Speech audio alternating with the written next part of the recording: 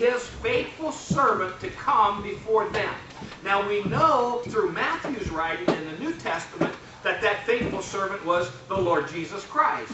Because as you read these first 8 or 9 verses, it's talking about the very thing Jesus said he was sent to do. Cause the blind to see. Set free those that were in bondage. And the ministry right on down the line was beautifully expressed so that God would make sure that the people of the world would know that God was about ready to do something mighty. As a matter of fact, if you look at verse 6, it says this. This is the Lord speaking now.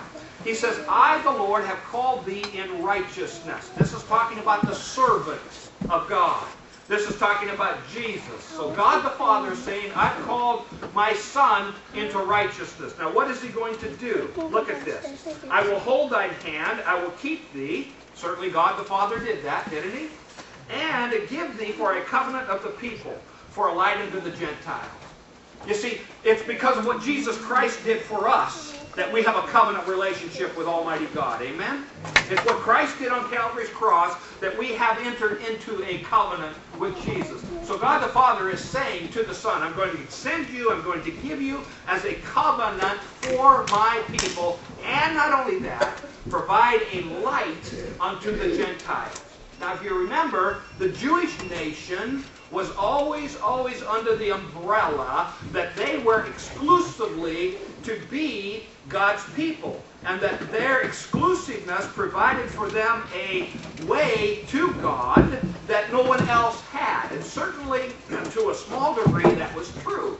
But the mission of Israel was to do what? To witness to the nations around them that there was one God and one God only. He was the God of the Jews. So, it's always been then expressed through the Word of God that the Gentiles would be recipients of the servant's ministry. The thing that Israel did is they set aside their mission-mindedness and became included in their mindset. They became included, all exclusive, in what they were going to do. So the servant of God was sent, i.e. Jesus was sent. He became the covenant property of both Jew and Gentile. And because of that, now the Gentiles are going to be given the light, just like the Jews were offered the light as well. Aren't you glad the light of the world's come into our lives? Amen. I am too. Now the Bible says then that once the servant was declared as being the one that was going to be sent, his mission is declared, then that is a reason for all the peoples to sing a new song. And he breaks out in verse 10 by saying, sing unto the Lord a new song, and his praise for the end, or from the end of the earth. Ye that go down to the sea, and all that is therein, the isles and the inhabitants thereof.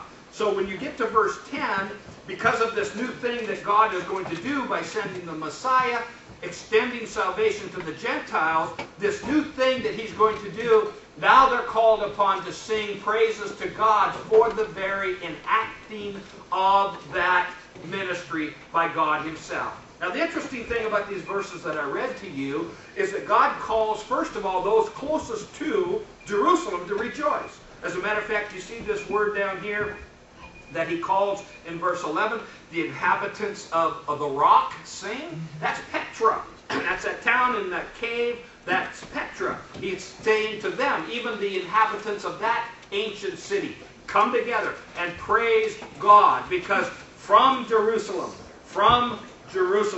is the servant going to minister. He's going to bring light and salvation and a new covenant to the people that God has created. As a matter of fact, he says this. He says, you know what? My name is the Lord, and my glory will I not give to another, neither my praise to graven images. So he's saying, turn from your way. Turn from what you're doing. The reason you're in captivity, he expresses it later on. But he says, now I'm about ready to do a new thing. I'm going to send my servant to you so that you might then know the light, the knowledge, the guidance, the protection that I'm going to give so that you might be able to eternally praise me and give me honor and glory and know full well that I'm going to take care of you. So he calls upon the nations around Israel. He says, get ready because I'm going to do a marvelous thing. I'm going to bring Israel now back into their land, and all of the world, all of the inhabitants of the world will praise me because of this great act that I'm going to perform, not because of their power, but I'm going to demonstrate my mighty power to them. Now, this is what God said. Now look at this. Back in verse 13.